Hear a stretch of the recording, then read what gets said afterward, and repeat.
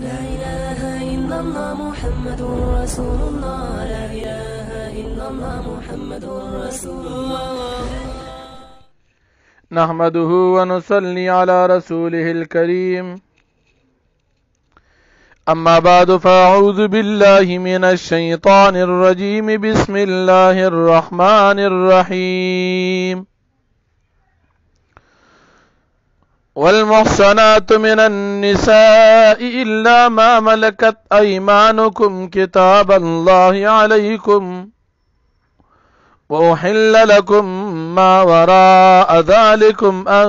تبتغوا بأموالكم محسنين غير مسافحين فما استمتعتم به منهن فآتوهن أجورهن فريضة ولا جناح عليكم فيما تراضيتم به من بعد الفريضة إن الله كان عليما حكيما صدق الله العظيم. سورة النساء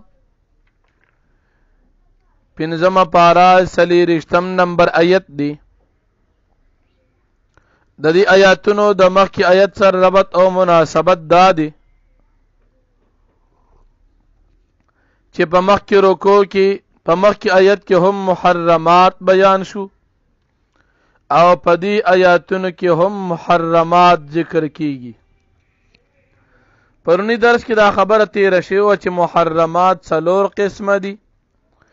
اول محرمات نسبیه، دویم محرمات رضاعیه، دریم محرمات سحریه او څلورم محرمات منکوحه، یعنی هغه زنانا چې د بل چا په نکاح کې وي نو د هغې څلورم قسمو. نو په دې آیتونو کې دغه محرمات ذکر کیږي چې د بل چا په نکاح کې وي. الله پاک فرمایي په تاسو باندې حرام دي هغه زنانا چې خاوندانو والوي. البته دومره ده که خاوندانې په دارالحرب کې دوی اوسیږي او دا زنانا د مجاهدینو په قید کې راشي او دا د وینځي په توګه باندې دا مسلمانان اونیسي جهاد په دوران کې، نو اگر چې د دې خاوند شته په دارالحرب کې لیکن اوس د دې حیثیت پشان د مال شو، د دې انسان مالک شو، چاته چې په حصہ کې ملاو شو دا د هغه وینځه شو او څنګه چې د خپل بیبي نه فایده اخیستل جایز وي دغه شان دا مالک د دې خپل وینځه نه هم فایده اخیستل شي، ځکه چې د دې اوس نکاح د اول خاوند سره وا هغه ختم شو، ځکه چې اوس دا د آزادې په ځای باندې وینځه او د مسلمانانو په ملکیت کې راغله. اوس په دې صورت کې دا د غنیمت مال شمار شو او د دین خاون د دین خپل مالک فایده اخیستلی شي. بیا الله جل شانه ذکر کوي چې د دین علاوه په تاسو باندې نور زنانا حلال دي. کوم محرمات ذکر شو د دین علاوه تاسو لپاره نور زنانا حلال دي چې تاسو د دین فایده اخلئ، نکاحونه ورسره وکړئ. ان تبتغوا باموالکم محسنین غیر مسافحین. اوس په دې صورت کې د نور زنانو نه تاسو فایده اخیستل شئ، خو د هغې دپاره څو شرایط دي. د نکاح دپاره څلور شرطونه دي. اول شرط چې ایجاب او قبول به کیږي. زنانا او نارینه په خپل منځ کې د نکاح تړلو په وخت کې اولنی کلام ته ویل شي ایجاب او دویم ته ویل شي قبول. اول شرط پکې ایجاب قبول دی، دویم شرط پکې مہر دی، دریم شرط پکې نیت صحیح دی د پاک دامنې نیت دی او څلورم شرط پکې دا دی چې دا نکاح به د همیشه دپاره تړلی شي. میاش کال 15 کاله د دې دپاره به نکاح نه وي، نکاح به موقت نی، نکاح به مؤبد وي، د همیشه والی خبره وي. داسې بنی چې د میاشت دپاره موږ نکاح وتړله یا د 2 میاشت دپاره نکاح وتړله.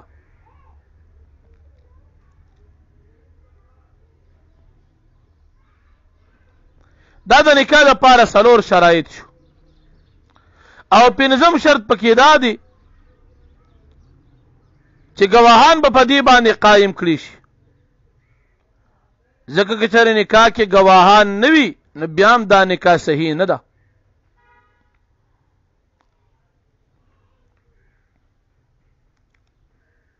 د دې آیت کریمه نه فما استمتعتم به منهن فآتوهن اجورهن فریضه، د دې الفاظونه شیعگان کفار د متعې د اثبات د پاره دلیل نسی. متعه دې ته وایي چې د څه وخت د پاره د یوې زنانه سره تعلق قایم کړي شي، ګنټې د پاره، نیمه ګنټې د پاره، کال لپاره، میاشت لپاره، خو موقت. او د دې د پاره د ظالمانو بیا قسم قسم احادیث جوړ کړي دي. مولا باقر مجلسی دا پدې کې یو کافر مولا تیر شوی دی. هغه وی نبی کریم صلی الله علیه وسلم فرمایي دا کذاب دجال دروغ حدیث جوړي ګوري. وی کوم انسان چې په خپل عمر کې یو پیرم متعه وکړو دا جنتی شو.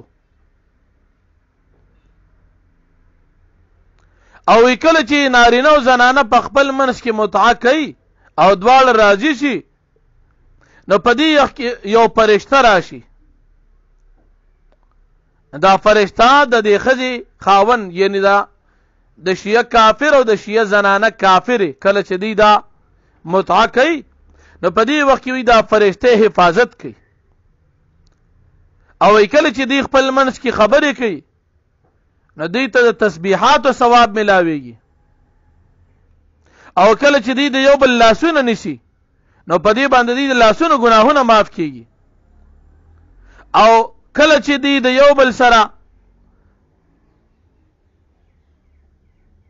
نزدېکت کوي دومره اجر ورته ملاویږي لکه د یو حج د یوې عمرې.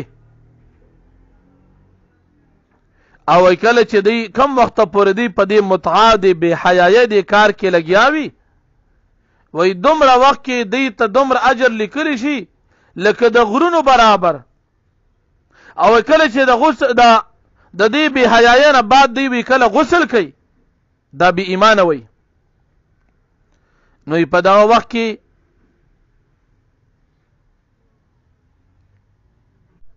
وی الله پاک اعلان کوي فرشتو ته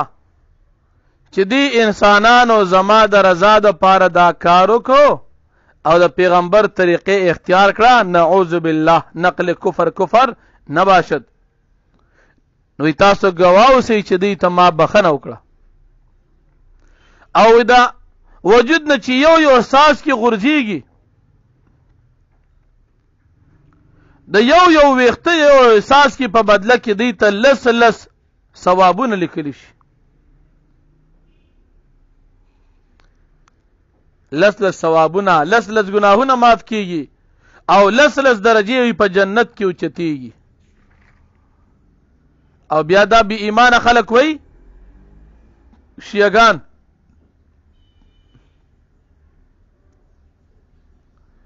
بل روایت جوړ کړی د ځان نه چې کله دا شیعه کافر او دا شیعه زنانه کافر کله خپل منځ کې دا بدفعلی او دا زنا کوي او دا غینه بعد غسل کوي نو د غسل په یو قطره پرې وتو باندې یو فرشته پیدا کیږي او یوې فرشتي د قیامت پورې دې اجر ملاويږي. قیامت پورې دې د پاره تسبیحات او ثوابونه لیکل شي ځکه وې دې دا بد کار وکړو. نعوذ بالله نقل کفر نه باشد. دا خبره خطرناک ده لیکن دا دی بی ایمان خلق عقیده ده نو ځکه مو بیان کړه.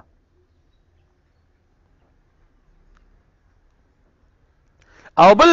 یو حدیث دی کافرانو شیعگانو د ځان نه جوړ کړی دی چې کوم انسان متعه کوي نو په یو پیره متعه کولو باندې گویا چې دی او یا پیری د خانه کعبه زیارت کو.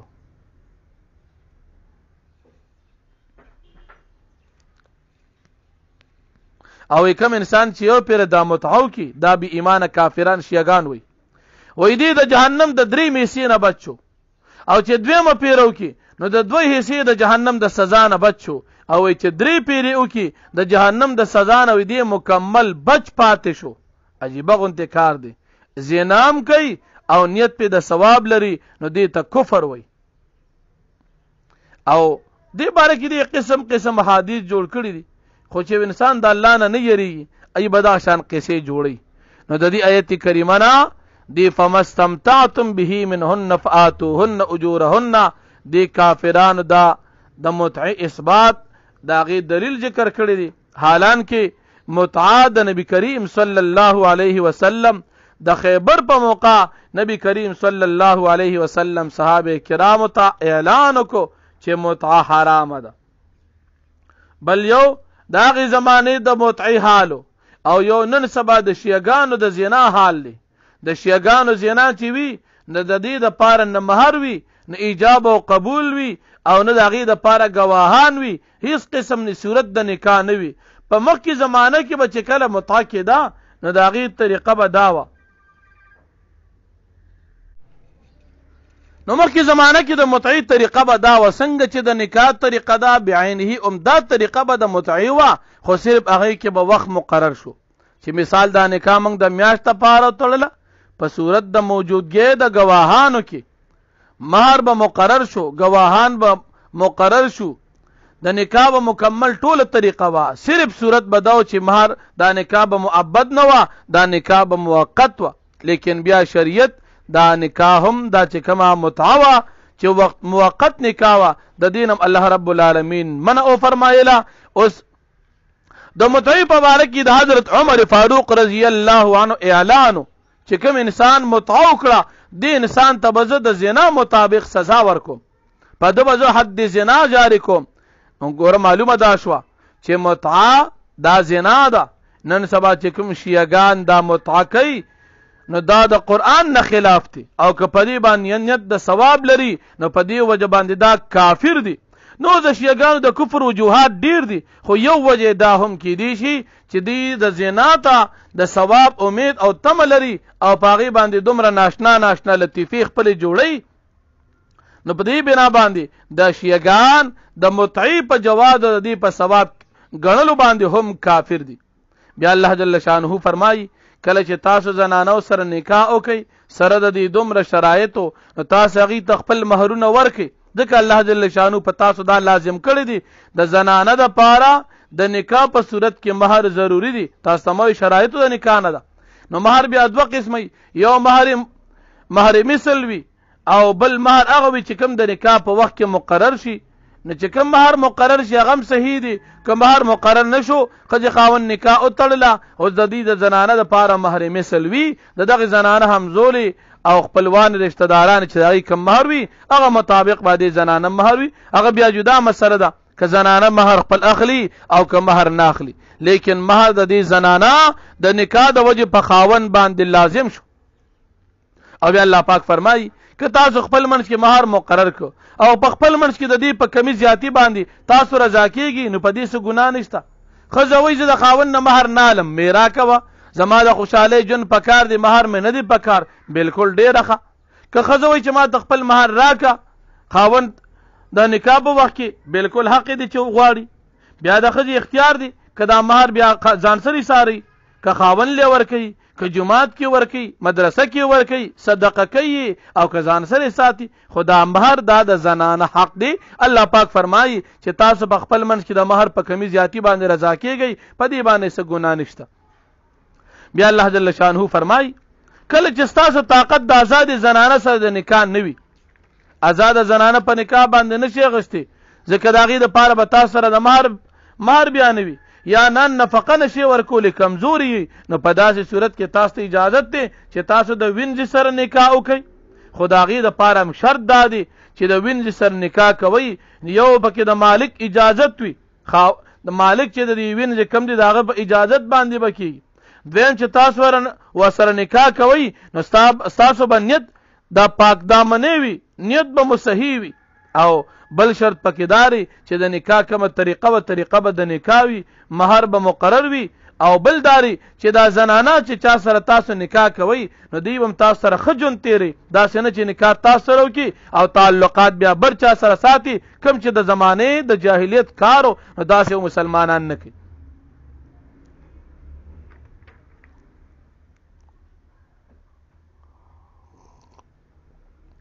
البته که یو زنانه داسې وي چې هغه وینځه ده او هغه زنا وکړي نو د هغې دپاره د غیر شادي شده په صورت کې چې کوم د آزاد زنانه دپاره څومره سزا وه نو د دې وینځې دپاره به نیمه سزا میلاویږي.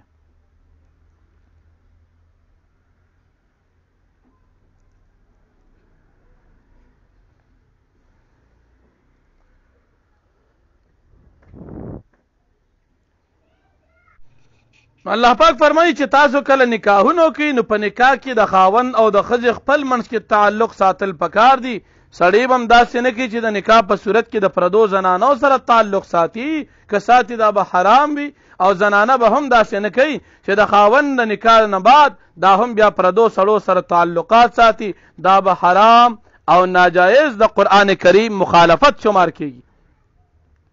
نو الله جل شانه فرمایي والمحصنات من النساء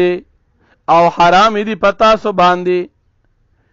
المحصناتو پاک دامن زنان من النساء د زنانونا، یعنی هغه زنانا چې داغه د بل چا په نکاح کې پتا سو باندې هغه حرام دي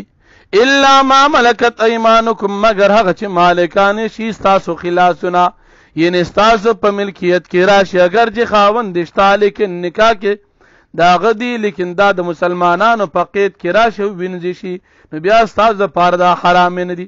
کتاب الله علیکم حکم د الله پاک دی پتا سو باندې، دا د الله قانون دی. وحل لكم ما وراء ذلكم وحلال کړی شوي دی پتا سو باندې، حلال دي ستاسو دپاره ما وراء ذلكم ما سوا د دې زنانو مذکوره ذکر شوونه چې کوم مخکې ذکر زنانه شوي د هغې نه سوا په تاسو باندې حلال دي، هغې سره تاسو نکاح کولی شي. ان تبتغوا باموالکم دا چې تاسو لټوي په خپل مالونو سره محسنین د نکاح کولو دپاره غیر مسافحین نه د صرف خپل شوق پوره کولو دپاره. فما استمتعتم به منهن پس دا هغه زنانو چې تاسو پیدا واخې سره دوی نه فما استمتعتم به منهن پس هغه زنانا چې تاسو پیدا واخیسته په هغې سره د دوی نه، یعنی زنانو سره مو نکاح وکړه نزدېکت مو ورته وکړه فآتوهن اجورهن فریضه پس تاسو ورکړئ دوی سره دي مهرونه فریضة مقرر کړی شوي. ولا جناح علیکم او نشته ګناه په تاسو باندې فیما په هغه څه کې تراضیتم به چې تاسو راضي شئ په هغې باندې من بعد الفریضه پس د مقرر کولو د مهر نه، یعنی د مهر په زیاتې او کمی چې خپل منځ کې تاسو رضا شي په دې څه ګناه نشته. د زنانو لپاره مهر مقرر شي مثال 2 تولې او بیا خاوند ته وایي زه دنه نه عالم یا مهر ورکړي واپس خاوند ته ورکړي بالکل صحیح ده. یا 2 تولې خاوند مقرر کړي دي نکاح یې سره وکړو تا به 4 تولې وکړم 4 تولې ولکو نو په زیاتې او کمی خپل منځ کې په رضامندۍ باندې څه ګناه نشته. ان الله کان علیما حکیما بشک الله پاک دی زیات علم او حکمت والا ذات. ومن لم یستطع منکم طولا او هر هغه څوک چې نه لري ستاسو نه طاقت ان ينكح المحصنات المؤمنات دا چې نکاح وکړي د آزادې مؤمنې ښځې سره فمما ملکت ایمانکم نو پس جایز دي ستاسو دپاره یا پکار دي چې وکړي مما د هغه زنانو نه ملکت ایمانکم چې ستاسو سره ستاسو خلاصونه مالکان دي من فتياتکم المؤمنات ستاسو د مؤمنانو وینځونه، یعنی کوم وینځ چې ستاسو ملکیت ته راغلی نو که چېرې یو سړی ازادې زنانه سره نکاح نشي کولی د وینځه سره دې وکړي. والله اعلم بایمانکم الله جل شانه خفې دي په ایمانونو ستاسو باندې بعضکم من بعض بعض ستاسو د بعضې د جنس نه دي فانکحوهن پس تاسو نکاح وکړئ د دې وینځو سره باذن اهلهن په اجازت د دې د مالکانو وآتوهن اجورهن بالمعروف او تاسو ورکړئ دې وینځو ته مهرونه د دوی بالمعروف په جایز طریقې سره د دستور او د رواج او شریعت مطابق محصنات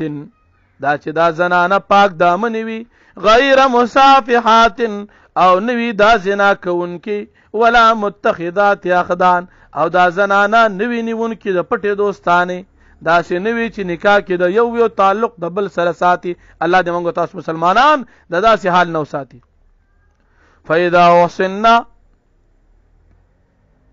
پس هر کله چې دا زنانه نکاح کی فإن اتينا بفاحشة پس کې چر دی راتل کول په بدکارې باندې فعليهن نصف ما على المحصنات من العذاب نو پدی وینځو باندې نیم داغه سزا نه دی على المحصنات چې دی په آزاد زنانو باندې من العذاب د سزا نه ذلك لمن خشي العنت منكم دا ثاني دا چا د پاره د خشي العنت چې غیریږي د ګنا نه منکم استاسنا یعنی د ګناه کې د واقع کې دو نزان بچ کول غواړي نو هغه که آزاد سره نکاح نشي کولی نو وینځ سره دیو کی وان تصبروا خير لكم او دا که چېرې تاسو صبر وکئ یعنی وینځ سره نکاح ونه کوي آزاد سره نکاح وکئ چې وس او طاقت موشي او تاسو صبر وکئ د وینځ د نکاح نه استاد پر ډېر بهتره ده والله غفور رحیم او الله پاک بخون کې مهربان ذات دی واخر دعوانا الحمد لله رب العالمين